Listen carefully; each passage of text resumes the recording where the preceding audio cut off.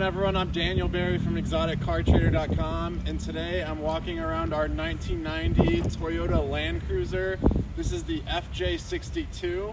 A lot of people in the off-road country have known these cars for a long time, and these things are starting to skyrocket in value. We've seen the Broncos, we've seen the Wagoneers, we've seen the Defenders. This is the next SUV for the market to explode. We just got this truck in, and I want to show you guys around it, give you all the specs on the truck. As you can see, it's in pristine condition. It's got a beautiful two-tone paint job on it, which really accents the body lines. This dark gray here on the bottom kind of separates the top half, showing all the beautiful lines and condition of the car. It's a rust-free body, which is so hard to find right now. Although these cars are only about 30 years old, being a 1990, a lot of them are pretty beat up. We found this one in the South. It's always been in the South, so there's no rust on the truck. We went in an extra step on it, and we got the undercoating done on all of the wheel wells, so it's like a fresh Line-X material just to seal those in case you get any salt water or dampness in there. You won't have any rust. It's sitting a little bit higher than stock, which is just the right height for these cars. This is a 2.5-inch lift on this truck, which gives it the perfect sitting balance on there. Stock is just too low, but you don't want to go any higher than that just because you'd lose that comfortable looseness of the steering and controlling. But it rides very smoothly. There's not a lot of swerving back and forth on the road that you'd have with a higher lifted up lift kit.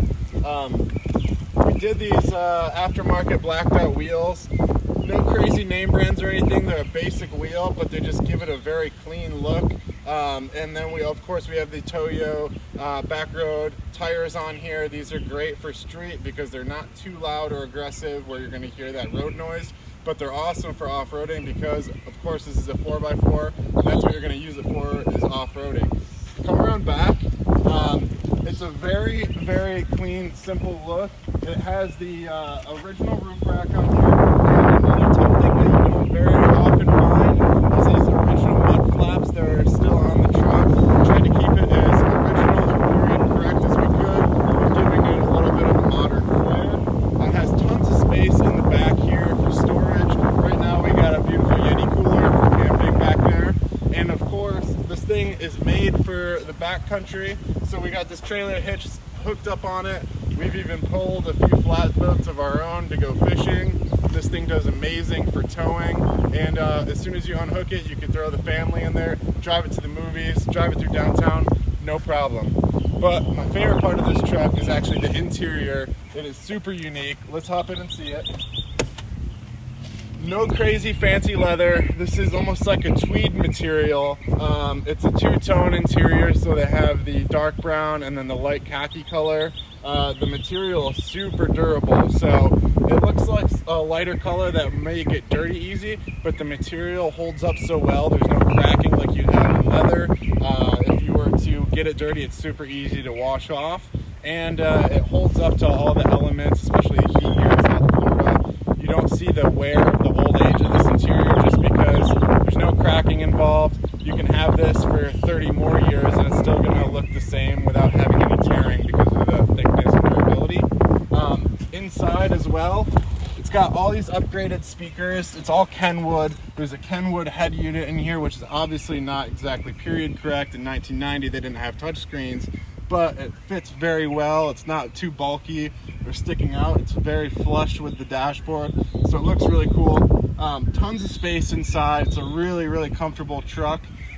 You have a nice center console here where you can store anything you really want, and you have a couple different electronic controls throughout the dashboard that are pretty sophisticated, I guess, for the time. You know, they have the giant antenna, which I thought was kind of an eyesore at first, but there's actually a switch right here where you can drop that and lower it just to give it kind of a sleek look, because honestly most of us are using Bluetooth now anyway.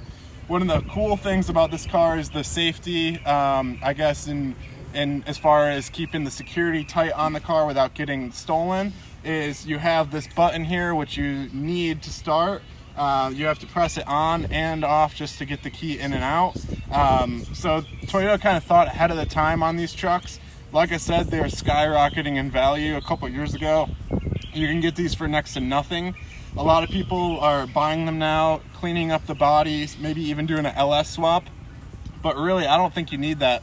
With a truck like this, it's got over 200,000 miles on it. We added a fuel injector, went through the motor, cleaned it up, and it runs ridiculously smooth. You would never know that this truck is 30 years old.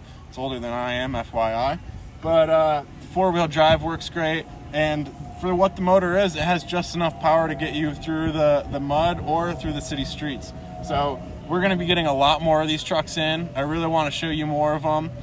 So check out our YouTube page, hit that subscribe button, because I'm gonna be doing more and more reviews of these things. And I promise you, this is the next truck that's gonna skyrocket in the market. You heard it here first. I'm Daniel Barry from Exotic Car Trader. Thanks for watching.